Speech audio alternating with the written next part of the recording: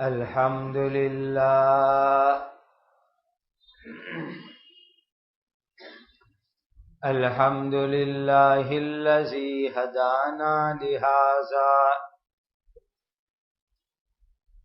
وما كنا لنهتدي لولا أن هدانا الله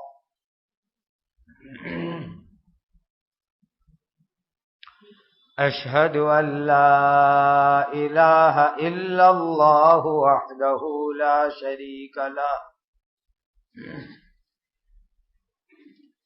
وأشهد أن سيدنا وشفيعنا ومولانا محمدا عبده ورسوله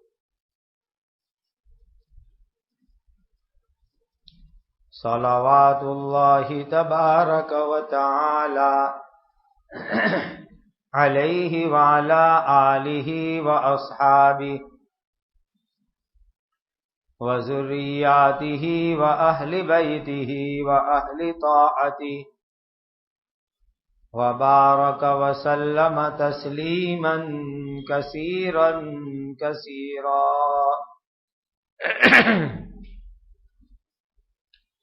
أما بعد فأعوذ بالله من الشيطان الرجيم بسم الله الرحمن الرحيم قالوا يا نوح قد جادلتنا فأكثرت جدالنا فأتنا بما تعدنا إن كنت من الصادقين.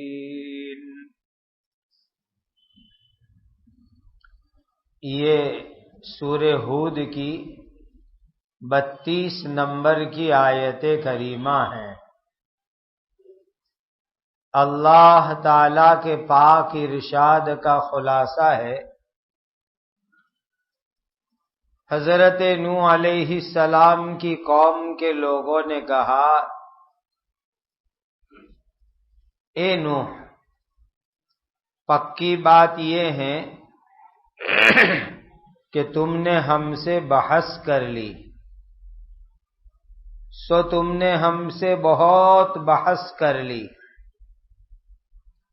سو اگر تم سچے ہو تو جس عذاب کا تم ہم سے وعدہ کرتے ہو، جس عذاب سے تم ہم کو ڈراتے ہو، وہ ہمارے پاس لے آؤ. قال انما یاتیکم بہ اللہ قال انما یاتیکم بہ اللہ ان شاء وما انتم بمعجزین. نوح علیہ السلام نے کہا اگر اللہ تعالی نے چاہا تو وہ اللہ ہی تمہارے پاس عذاب لائیں گے اور تم لوگ عذاب سے بھاگ کر تھکا نہیں سکو گے. وَلَا يَنفَعُكُمْ نُصِحِي إِنْ أَرَدْتُ أَنْ أَنصَحَ لَكُمْ إِنْ كَانَ اللَّهُ يُرِيدُ أَنْ يُغْوِيَكُمْ هُوَ رَبُّكُمْ وَإِلَيْهِ تُرْجَعُونَ. اور تم کو میری نصیحت فائدہ نہیں دے گی اگر میں تمہارے ساتھ بھلائی کرنا چاہوں تو بھی، جبکہ تمہاری ضد کی وجہ سے اللہ تعالی نے تم کو گمراہ کرنے کا ارادہ کر لیا ہو. وہی اللہ تعالی تم سب کے رب ہے اور اسی کی طرف تم لوٹائے جاؤ گے. ام یقولون افتراہ قل ان افتریتہ فعلی اجرامی وَأَنَا بَرِيءٌ مِّمَّا تُجْرِمُونَ. کیا یہ کافر لوگ یوں کہتے ہیں کہ اس محمد صلی اللہ علیہ وسلم نے یا نوح علیہ السلام نے اس قرآن کو یا وحی کو خود سے گھڑ لیا ہے؟ تو ان کو جواب میں تم کہو کہ اگر میں نے اس کو خود بنا لیا ہو تو میرے جرم کا وبال مجھ پر ہی ہوگا، اور جو جرم تم لوگ کرتے ہو میں اس کا ذمہ دار نہیں ہوں۔ وَأُوحِيَ إِلَى نُوحٍ أَنَّهُ لَن يُؤْمِنَ مِن قَوْمِكَ إِلَّا مَنْ قَدْ آمَنَ فَلَا تَبْتَئِسْ بِمَا كَانُوا يَفْعَلُونَ۔ اور نوح علیہ السلام کی طرف وحی بھیجی گئی کہ تمہاری قوم میں سے جو لوگ اب تک ایمان لا چکے ہیں ان کے سوا کوئی دوسرا ہرگز ایمان نہیں لاوے گا، لہذا جو کام وہ لوگ کر رہے ہیں اس کی وجہ سے تم غمگین مت ہو۔ وَاصْنَعِ الْفُلْكَ بِأَعْيُنِنَا وَوَحْيِنَا وَلَا تُخَاطِبْنِي فِي الَّذِينَ ظَلَمُوا إِنَّهُمْ مُغْرَقُونَ۔ اور اے نوح، تم ہماری نگرانی میں اور ہماری وحی یعنی حکم سے کشتی بنا لو، اور تم مجھ سے ظالموں کی نجات کے بارے میں بات مت کرو، کیونکہ وہ ظالم لوگ ڈوبنے ہی والے ہیں۔ وَيَصْنَعُ الْفُلْكَ وَكُلَّمَا مَرَّ عَلَيْهِ مَلَأٌ مِّن قَوْمِهِ سَخِرُوا مِنْهُ قَالَ إِن تَسْخَرُوا مِنَّا فَإِنَّا نَسْخَرُ مِنكُمْ كَمَا تَسْخَرُونَ۔ اور نوح علیہ السلام نے کشتی بنانے کا کام شروع کر دیا۔ جب بھی ان کی قوم کے کچھ سردار لوگ ان کے پاس سے گزرتے تو وہ نوح علیہ السلام پر ہنستے تھے۔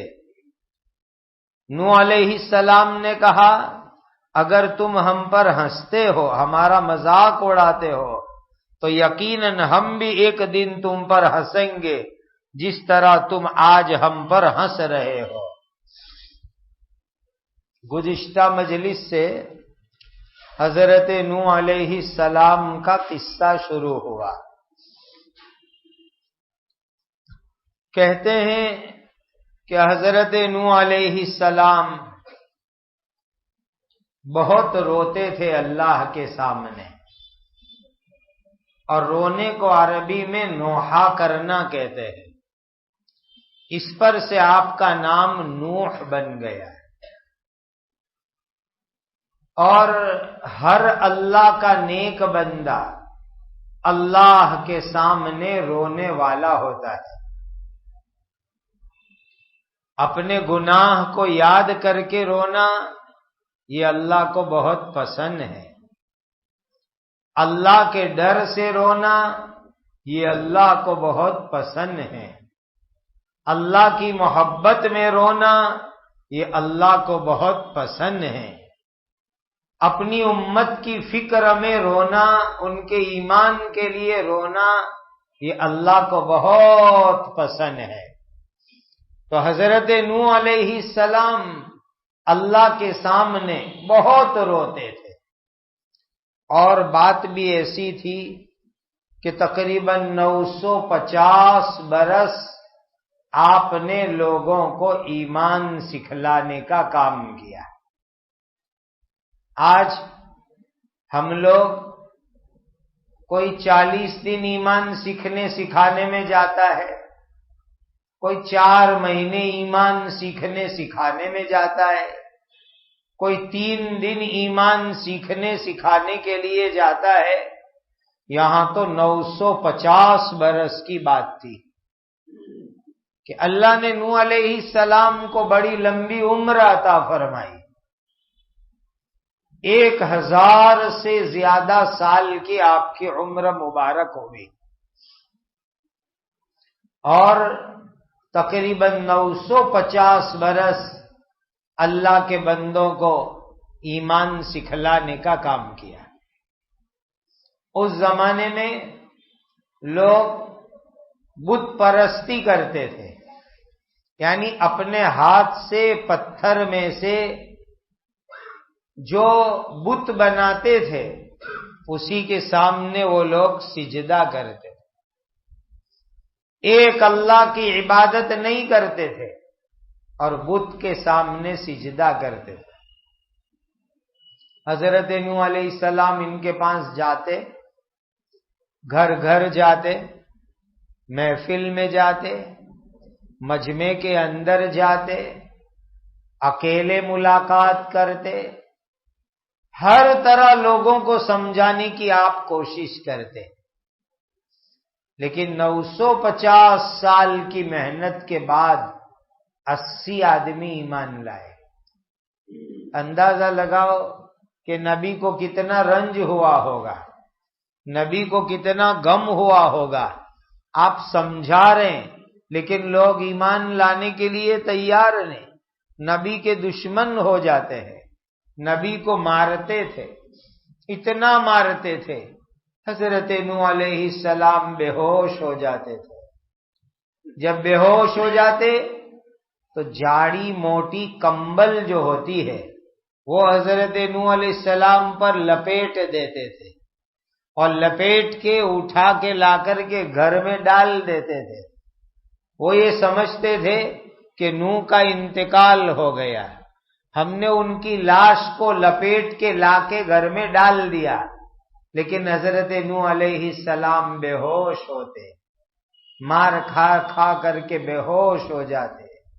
جب لوگ گھر میں ڈال کے چلے جاتے، طبیعت اچھی ہوتی، آپ کو ہوش آ جاتا تھا، تندرست ہو جاتے تھے، تو پھر جا کر کے لوگوں کو ایمان کی دعوت دیتے تھے۔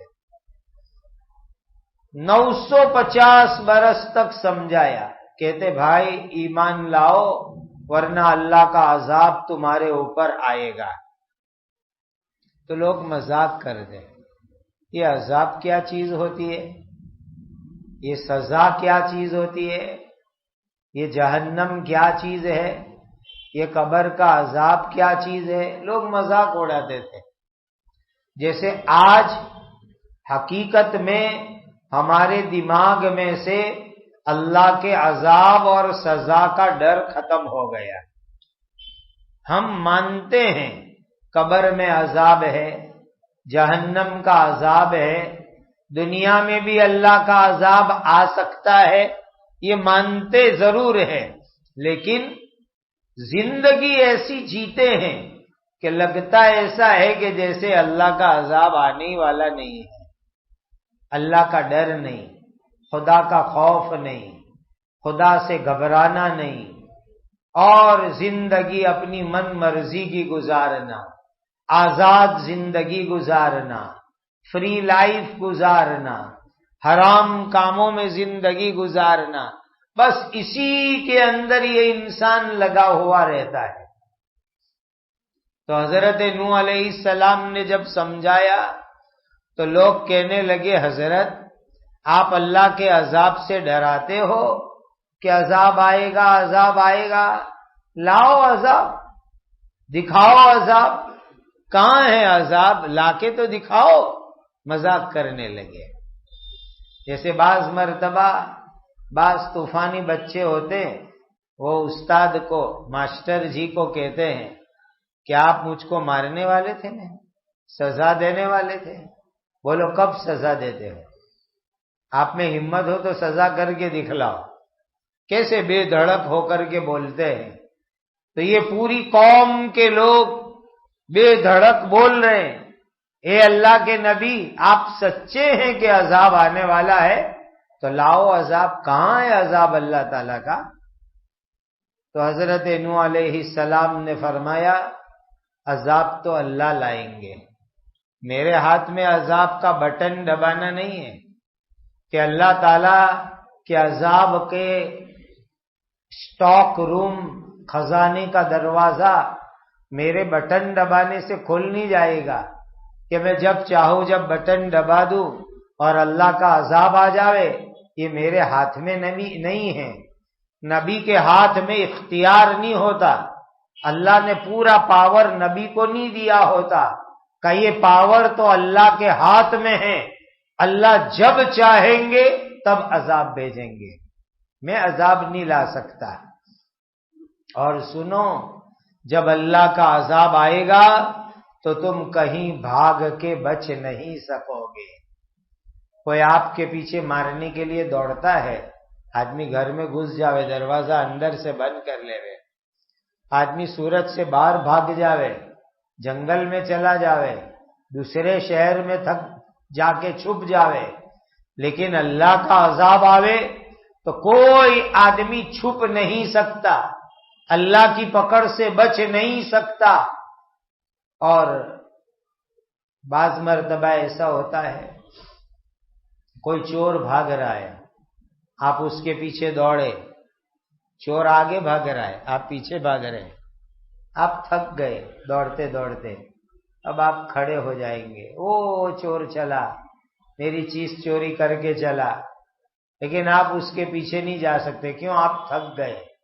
اللہ اس آیت میں فرماتے ہیں کوئی بھی گنہگار مجھے تھکا نہیں سکے گا، میں پکڑ لوں گا اپنے عذاب میں ڈال دوں گا ان کو اپنی جہنم کے اندر، کوئی مجھے تھکا نہیں سکے گا۔ اور آگے فرمایا، ایک قوم کے لوگوں، میں تم کو نصیحت کرتا ہوں، سمجھاتا ہوں، میرا کام ہے سمجھانا، ہر نبی کا کام ہوتا ہے لوگوں کو سمجھانا، کوئی نبی کسی کو زبردستی مسلمان نہیں بنا سکتے، کوئی نبی کسی کو زبردستی کلمہ نہیں پڑھا سکتے، ہر نبی کا کام ہوتا ہے لوگوں کو سمجھانا۔ حضرت نوح علیہ السلام فرماتے میں تم کو نصیحت کرتا ہوں اور میں تم کو سمجھاتا ہوں، لیکن اللہ نے اگر تم کو گمراہ کرنے کا فیصلہ کیا ہے تو میری نصیحت سے تم کو فائدہ نہیں ہوگا۔ اگر تمہاری تقدیر کے اندر گمراہی لکھی ہوئی ہے تو میری نصیحت سے تم کو فائدہ ہونے والا نہیں ہے۔ دیکھو یاد رکھو، انسان جب گناہ کرنے میں حد سے آگے بڑھ جاتا ہے، انسان جب نبی کی دشمنی میں حد سے آگے بڑھ جاتا ہے، انسان جب ایمان کی دشمنی میں حد سے آگے بڑھ جاتا ہے، انسان جب اسلام کی دشمنی میں لگ جاتا ہے، ضدی بن جاتا ہے، تو پھر اللہ تعالیٰ بھی ایسے آدمی کو ایمان نہیں عطا فرماتے، خدا بھی اس آدمی کو ایمان سے محروم کر دیتے۔ اور تقدیر بہت بڑی چیز ہے، ہم سب تقدیر کے پابند ہیں۔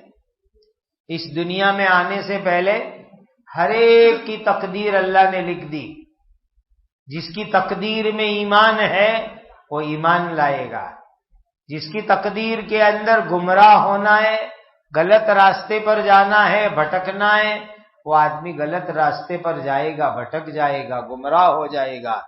تو حضرت نوح علیہ السلام نے فرمایا اللہ تمہارے رب ہے اور سب کو مر کے اللہ کے دربار میں جانا ہے۔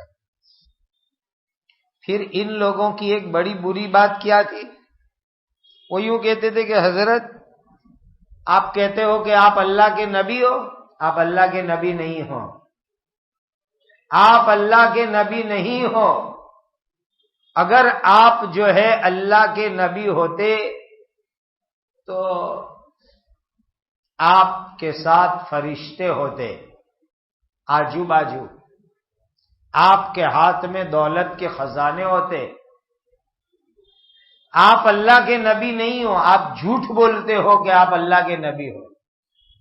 دیکھو لوگ نبی کو جھوٹا کہہ رہے ہیں، میرے اور آپ کے آقا حضرت محمد الرسول اللہ صلی اللہ علیہ وسلم کو بھی مکہ والے نعوذ باللہ جھوٹا کہتے تھے۔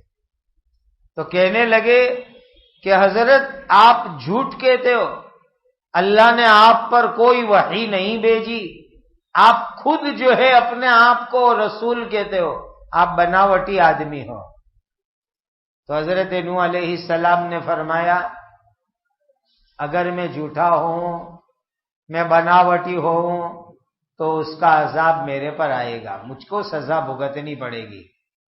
میں جانتا ہوں کہ میں اگر جھوٹا ہوں، بناوٹی ہوں، تو اللہ مجھے سزا دیں گے، لیکن میں تو سچا نبی ہوں، سچا پیغمبر ہوں۔ 950 برس تک آپ نے محنت کی، لوگوں کو سمجھایا، 80 آدمی ایمان لائے۔ اللہ کے یہاں سے فرشتے نے آ کے بتلایا، اے اللہ کے نبی، جتنے لوگ ایمان لانے والے تھے لے آئے، جن کی تقدیر میں ایمان تھا وہ ایمان لے آئے، اب کوئی نیا آدمی آپ کی قوم کا ایمان نہیں لائے گا۔ آپ نے بہت محنت کر لی، گھر گھر گئے، گلی گلی گئے، محلہ محلہ گئے، اجتماعی طور پر سمجھایا، مجمع میں سمجھایا، پبلک میں سمجھایا، اکیلے اکیلے سمجھایا، لیکن یہ اب ایمان نہیں لائیں گے، یہ طے ہے بات۔ اسی لیے یہ لوگ جو کفر کر رہے ہیں، شرک کر رہے ہیں، اس کی وجہ سے آپ ٹینشن میں مت آؤ، غم کے اندر مت آؤ۔ بیٹا غلط راستے پر چلتا ہے تو باپ کو غم ہوتا ہے، ماں کو غم ہوتا ہے، ماں کی نیند اڑ جاتی ہے، باپ کی نیند اڑ جاتی ہے، بیٹا غلط راستے پہ چلا گیا۔ نبی باپ سے زیادہ امت سے محبت کرتے ہیں، نبی ماں سے زیادہ امت سے محبت کرتے ہیں، تو نبی کو بہت غم تھا، بہت فکر تھی، بہت درد تھا، بہت کوڑن تھا، یہ لوگ ایمان نہیں لاتے۔ اللہ نے فرمایا اے نبی ٹینشن مت لو، غم مت کرو، الجھن میں مت پڑو، بس جس کو ایمان لانا تھا وہ لے آئے۔ اب تو آپ ایک کشتی بناؤ، اسٹیمر بناؤ۔ اس وقت تک دنیا میں کوئی کشتی، ہوڑی، بوٹ بنانا جانتا نہیں تھا، چونکہ دنیا کے بنے ہوئے ابھی 1200 کے قریب لگ بھگ سال ہوئے تھے، اسی لیے دنیا میں یہ اسٹیمر، بوٹ، ہوڑی، کشتی کیا چیز ہوتی ہے کسی کو معلوم نہیں تھا۔ تو کہا ہوڑی بناؤ۔ کیسے بنانی؟ اللہ نے جبرائیل امین کو بھیجا، تھیوری لے کر کے، نقشہ لے کر کے، کہ یہ ہے نقشہ، اس طریقے سے لکڑے کے پاٹیے لاؤ، اس کو کھیل لگاؤ، کھیلی لگا کر کے اس کو بناؤ، اس کا آگے والا حصہ کا جیسے مرغی کی چونچ ہوتی ہے، گردن اونچی کیسی نکلی ہوتی ہے، ایسا تم بناؤ، اور اس کا بیچ والا حصہ کا بطخ کی پیٹ کیسی ہوتی ہے، ایسے انداز سے بناؤ اس کا بیچ والا حصہ۔ پورا نقشہ سمجھایا جبرائیل نے آ کر کے، اور حضرت نوح علیہ السلام نے پاٹیے لیے، کھیلے لیے، ٹھوکنا شروع کیا، اور خود پوری کشتی بنا رہے ہیں۔ اللہ کے نبی خود محنت کر رہے ہیں، خود کام کر رہے ہیں، اور خود کشتی بنا رہے ہیں، اور اللہ تعالی رہبری کر رہے ہیں، کہاں کیسے کام کرنے کا، کیسے کھیلے مارنے کی، سب اللہ نے بتلایا جبرائیل کو بھیج کر کے۔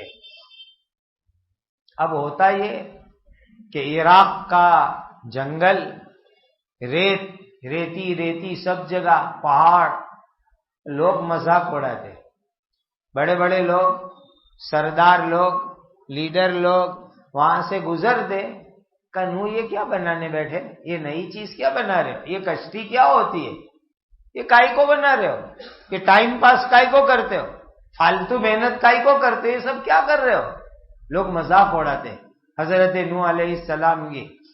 اب لوگ گزرتے، مذاق اڑاتے، تو حضرت نوح علیہ السلام فرماتے ابھی تم میری مذاق اڑاؤ، ایک دن آئے گا تو پتہ چلے گا کہ یہ کشتی کیا کام آتی ہے، اللہ کا عذاب آنے والا ہے، پانی کا طوفان آنے والا ہے، سیلاب آنے والا ہے، ریل آنے والی ہے، زبردست برسات برسنے والی ہے، تب یہ ہوڑی کا فائدہ کیا وہ سمجھ میں آئے گا۔ ہم کشتی میں بیٹھ جائیں گے، تم ڈوب رہے ہوں گے اور ہم کہیں گے کہ دیکھو یہ مذاق اڑاتے دے رہے ہیں، اب یہ ڈوب رہے، اب جا رہے، پانی میں مر رہے، ختم ہو رہے۔ آپ محنت سے کشتی بنانے لگے، پوری کشتی تیار ہو گئی حضرت نوح علیہ السلام کی۔ اللہ نے فرمایا تھا کہ جتنے ایمان والے ہیں اتنے لوگوں کو اندر بٹھاؤ، ایمان والے کے سوا کوئی نہیں بیٹھے گا اس کشتی کے اندر۔ یہ پوری کشتی ریزرویشن ہو گیا ہے، صرف مومن لوگ چاہیے اندر، مسلمان چاہیے، کلمہ پڑھنے والے چاہیے، اس کے علاوہ کوئی اس اوڑی میں آئے گا نہیں، اس کشتی میں آئے گا نہیں، یہ ہمارا فیصلہ ہے۔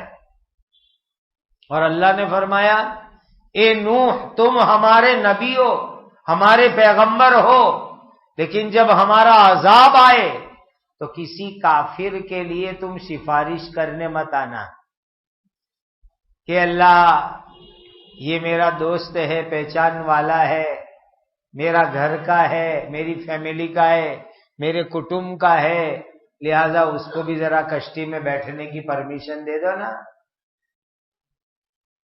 کیسی کوئی سفارش اور لاگوگ لگانے مت آنا، اس میں بیٹھنے کے لیے ایمان کی ٹکٹ چاہیے، ایمان کی ٹکٹ۔ ایمان ہوگا تو کشتی میں بیٹھے گا، ایمان نہیں ہوگا تو کشتی میں نہیں بیٹھے گا۔ آپ کسی ظالم کے لیے، کافر کے لیے میرے سامنے بات کرنے کے لیے بھی مت آنا۔ حضرت نوح علیہ السلام کا ایک بیٹا ایمان نہیں لایا تھا۔ کہتے ہیں بعض تفسیروں میں لکھا ہے وہ اللہ کے نبی کا سگا بیٹا نہیں تھا، آپ نے کسی عورت سے شادی کی تو وہ عورت کے اگلے شوہر کا وہ لڑکا تھا، یعنی وہ عورت کی پہلے کہیں شادی ہوئی ہوگی، وہاں سے اس کو بچہ تھا، پھر وہ شوہر مر گیا ہوگا یا طلاق دے دی، پھر اس بیوہ کے ساتھ حضرت نوح علیہ السلام نے شادی کی۔ اور اللہ کے نبی لوگ بیواؤں سے شادی کرتے تھے۔ خود میرے اور آپ کے پیارے آقا تاجدار مدینہ حضرت محمد الرسول اللہ صلی اللہ علیہ وسلم نے تقریباً 9 یا 10 بیوہ عورتوں سے شادی کی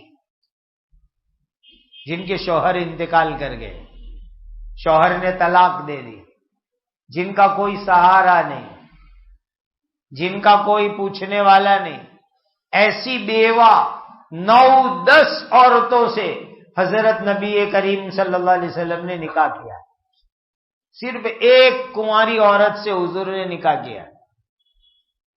تو کہتے ہیں کہ حضرت نوح علیہ السلام کی بیوی پہلے کسی شوہر سے شادی کی ہوگی اور وہاں سے لڑکا تھا، وہ لڑکا ساتھ لے کر آئی یہ بیوی، تو وہ لڑکا ایمان نہیں لایا، یا کہ حقیقی بیٹا ہو، ایک لڑکا ایمان نہیں لایا، 4 لڑکے تھے، سام، حام، یافس، کنعان، یہ نام ہے اس زمانے کے۔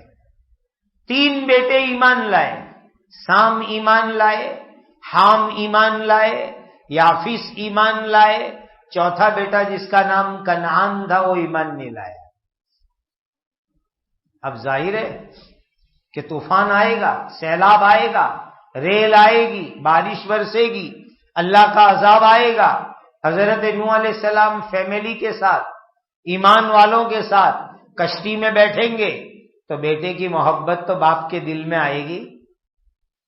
اللہ کو معلوم تھا کہ یہ پانی کا طوفان آئے گا تو مجھے کہیں گے اے اللہ میرے اس کافر بیٹے کو بھی بیٹھنے کی پرمیشن دے دو، اجازت دے دو۔ اسی لیے اللہ نے پہلے سے فرما دیا نوح کسی بھی بے ایمان آدمی کے بارے میں آپ میرے سامنے بات چیت کرنے مت آنا، سفارش کرنے مت آنا، لاگوگ لگانے مت آنا کہ اس کو بھی اوڑے میں بٹھاؤ، ہمارا عذاب آنے والا ہے۔ اور عذاب جب آئے گا تو بڑا خطرناک ہوگا۔ فَسَوْفَ تَعْلَمُونَ مَن يَأْتِيهِ عَذَابٌ يُخْزِيهِ وَيَحِلُّ عَلَيْهِ عَذَابٌ مُقِيمٌ۔ سو ان قریب تم لوگ جان لو گے کہ کس کے پاس ایسا عذاب آتا ہے جو اس کو رسوا کر دے گا، اور کس پر ہمیشہ رہنے والا عذاب اترتا ہے۔ رجب کے مہینے کے اندر اللہ کا عذاب شروع ہوا تھا، 10 تاریخ تھی، اور رجب کی 10ویں تاریخ کو عذاب چالو ہوا، بڑا خطرناک عذاب۔ کوفہ ایک شہر کا نام ہے، اس شہر کی مسجد کے دروازے کے اوپر ایک تنور تھا۔ تندور یعنی جس میں وہ تندوری روٹی بنتی ہے، وہ کھڈے جیسا ہوتا ہے، وہ دروازے کے اوپر تھا مسجد کے۔ لکھا ہے بعض تفسیروں میں کہ ماں حوا یعنی دنیا کی پہلی عورت حضرت آدم علیہ السلام کی پاک بیوی جب جنت میں سے دنیا میں آئی تو تھوڑا سامان ساتھ لے کے آئی تھی۔ عورتوں کو کچن کے سامان سے بڑی محبت ہوتی ہے، تو حضرت حوا کچن کا سامان لائی، تو یہ تنور بھی جنت میں سے لائی تھی کہ دنیا میں جانے کے بعد روٹی کہاں بنائیں گے، تو تنور ساتھ لے کے آئے۔ وہ تنور مسجد کے دروازے پر تھا، تو نشانی یہ تھی کہ جب یہ تنور میں سے آگ نکلے، تنور میں سے پانی نکلے، آگ نہیں پانی نکلے، تو سمجھنے کا کہ اللہ کا عذاب شروع ہو رہا ہے۔ اسی لیے کہ تنور میں ہوتی ہے آگ، انگارے، کوئلے، لیکن اللہ جب اپنی قدرت دکھاتے ہیں تو نئی چیز دکھاتے ہیں، انوکھی چیز دکھاتے ہیں۔ اب تنور میں آگ رہتی ہے تو آگ نہیں نکلے گی، تندور میں سے پانی کا فوارہ نکلے گا، تو سمجھ جانے کا کہ اللہ کا عذاب شروع ہو رہا ہے، عذاب آ رہا ہے، یہ نشانی رکھی گئی۔ اور بالکل ایسا ہوا کہ رجب کا مہینہ 10ویں تاریخ مسجد کے دروازے کا تندور، اور صبح صبح کے اندر تندور میں سے پانی کا فوارہ نکلا، اور اسی وقت آسمان پر کالے کالے بادل آئے اور پانی برسنا شروع ہوا، اور اسی وقت زمین کے اندر سے پانی اچھلنے لگا قدرتی۔ ہم نے دیکھا ہے پائپ پھٹ جاتا ہے تو کیسے پانی نہیں اچھلتا ہے، مین لائن پائپ پھٹ جاوے کتنے زور سے پانی اچھلتا ہے۔ پوری دنیا کی زمین کے اوپر زمین میں سے پانی کا فوارہ نکلنے لگا اور آسمان سے پانی برسنے لگا۔ اب اندازہ لگاؤ کون بچ کے کہاں جا سکتا ہے؟ اوپر سے بارش، زمین میں سے پانی، پوری دنیا میں پانی پانی پانی کا عذاب آیا، اور جتنے لوگ ایمان نہیں لائے تھے وہ سب لوگوں کو اللہ نے پانی میں ڈبو کے ختم کر دیا۔ اور نبی جو بد دعا کرتے ہیں، بد دعا ایسے ویسے نہیں کرتے، پہلے اللہ کے یہاں سے سگنل ملتا ہے، اشارہ ملتا ہے کہ نبی بہت ہو گیا، بہت ٹائم دیا، بہت مہلت دی، بہت چھٹ چھاٹ دے دی، یہ ایمان نہیں لاتے، اب تم بد دعا کرو ہم عذاب بھیجیں گے۔ اللہ نبی کو اشارہ دیتے ہیں، سگنل ملتا ہے نبی کو، پھر نبی بد دعا کے لیے ہاتھ اٹھاتے اور پھر بد دعا کی تو 950 برس محنت کی، کلمہ سکھایا، ایمان سکھایا، لوگ ایمان نہیں لاتے، تو وہاں سے سگنل ملا اب دعا کرو ان کے خلاف، بد دعا کرو ان کے خلاف۔ تو حضرت نوح علیہ السلام نے بد دعا کی، رب لا تذر علی الارض من الکافرین دیارا، اللہ زمین پر کسی نافرمان کا گھر نہیں چاہیے، بے ایمان کا گھر نہیں چاہیے، جو کلمہ نہیں پڑھتے ایسا ایک آدمی بھی زمین پہ نہیں چاہیے۔ رب لا تذر علی الارض من الکافرین دیارا انک ان تذرہم یضلوا عبادک، اگر یہ زندہ بھی رہیں گے تو دوسروں کو غلط راستے پر لے جانے کا کام کریں گے، خود تو ہے ہی غلط راستے پر، دوسروں کو بھی غلط راستے پر لے جائیں گے۔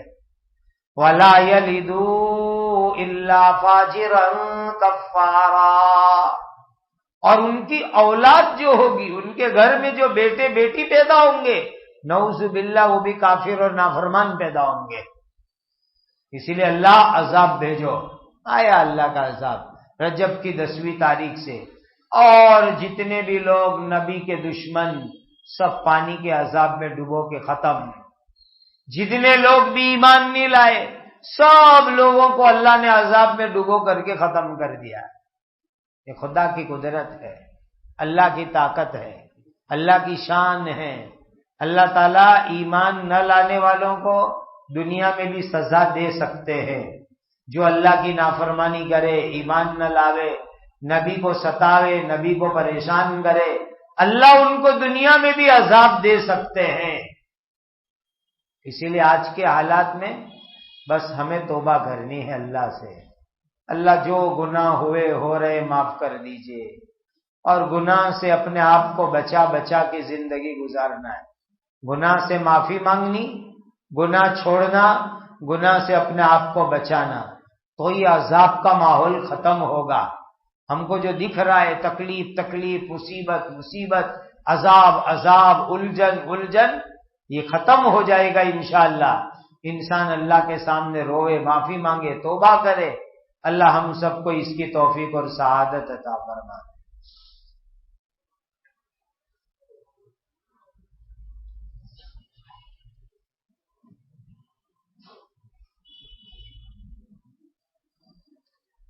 مؤذن صاحب کے دادا کا جمعہ کے دن انتقال ہو گیا، اللہ تعالیٰ ان کی مغفرت فرمائے، اللہ ان کی قبر کو نور سے منور فرمائے، جنت الفردوس میں اعلیٰ مقام عطا فرمائے۔ الحمدللہ رب العالمین، سبحان اللہ وبحمدہ، سبحان اللہ العظیم۔ اللہم صل علی سیدنا محمد وعلى آل سيدنا محمد صلاة تنجينا بها من جميع الأهوال والآفات، وتقضي لنا بها جميع الحاجات، وتطهرنا بها من جميع السيئات، وترفعنا بها عندك أعلى الدرجات، وتبلغنا بها أقصى الغايات من جميع الخيرات في الحياة وبعد الممات، إنك على كل شيء قدير۔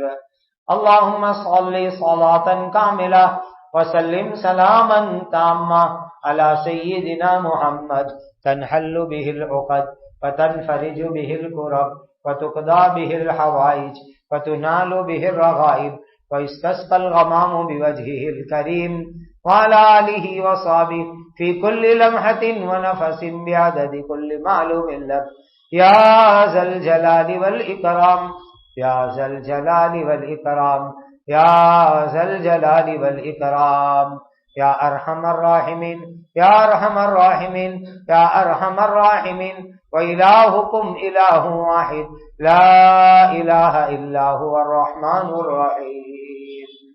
اللہم اغفر امت سیدنا محمد صلی اللہ علیہ وسلم، اللہم ارحم امت سیدنا محمد صلی اللہ علیہ وسلم، اللہم تجاوز امت سیدنا محمد صلی اللہ علیہ وسلم، اللہم صلی شان امت سیدنا محمد صلی اللہ علیہ وسلم، اللہم انصر امت سیدنا محمد صلی اللہ علیہ وسلم، اللہم اجبر امت سیدنا محمد صلی اللہ علیہ وسلم، اللہم استر امت سیدنا محمد صلی اللہ علیہ وسلم، اللہم انا نسألک رضاک والجنہ، اللہم انا نسألک رضاک والجنہ، اللہم انا نسألک رضاک والجنہ، اللہم انا نسألک العافیہ ودوام العافیہ والشکر علی العافیہ، اللہم انا نسألک العافیہ ودوام العافیہ والشکر علی العافیہ، اللہم انا نسألک العافیہ ودوام العافیہ والشکر علی العافیہ، اللہم انا نعوذ بک من الفتن ما ظہر منها وما بطن، اللہم انا نعوذ بک من الفتن ما ظہر منها وما بطن، اللهم انا نعوذ بك من الفتن ما ظهر منها وما بطن ربنا آتنا في الدنيا حسنة وفي الآخرة حسنة وقنا عذاب النار ربنا هب لنا من أزواجنا وذرياتنا قرة أعين واجعلنا للمتقين إماما۔ اے اللہ ہمارے گناہوں کو معاف فرما، اے اللہ ہماری خطاؤں سے درگزر فرما، اے اللہ ہمیں کامل تقوی والی زندگی عطا فرما، ہر حرام سے ہماری حفاظت فرماؤ، تمام بیماروں کو شفائے کاملہ عاجلہ دائمہ مستمرہ عطا فرماؤ، ہر طرح کے بیماروں کو شفائے کاملہ عاجلہ دائمہ مستمرہ عطا فرماؤ، اپنے فضل و کرم کا معاملہ فرماؤ، اپنے فضل و کرم کا معاملہ فرماؤ، اپنے کرم اور فضل کا معاملہ فرماؤ، بیماروں کو شفائے کاملہ عاجلہ دائمہ مستمرہ عطا فرماؤ، جو جس پریشانی میں ہے اپنے کرم سے نجات عطا فرماؤ، اے اللہ ظلم کا خاتمہ فرماؤ، مظالم کا خاتمہ فرماؤ، دجال اور دجالی فتنوں سے ہماری حفاظت فرماؤ، ہماری عمروں میں برکت عطا فرماؤ، روزیوں میں برکت عطا فرماؤ، جو جس پریشانی میں ہے اپنے کرم سے نجات عطا فرماؤ، ہمیں زندگی میں بار بار مکہ مدینہ کی حاضری عطا فرماؤ، ہماری جائز مرادیں اور تمناؤں کو پورا فرماؤ، پیارے آقا تاجدار مدینہ حضرت محمد مصطفیٰ صلی اللہ علیہ وسلم نے جتنی خیر مانگی بتلائی ہمیں اور پوری امت کو عطا فرماؤ، نبی کریم صلی اللہ علیہ وسلم نے جن شرور سے پناہ چاہی اے اللہ ہماری اور پوری امت کی حفاظت فرماؤ، اے اللہ ہماری اس مجلس کو دعاؤں کو اپنے کرم سے قبول فرماؤ، وصلی اللہ وسلم علی سیدنا مولانا محمد وعلی آلہ وصحبہ اجمعین، سبحان ربک رب العزت عما یصفون وسلام علی المرسلین والحمد للہ رب العالمین۔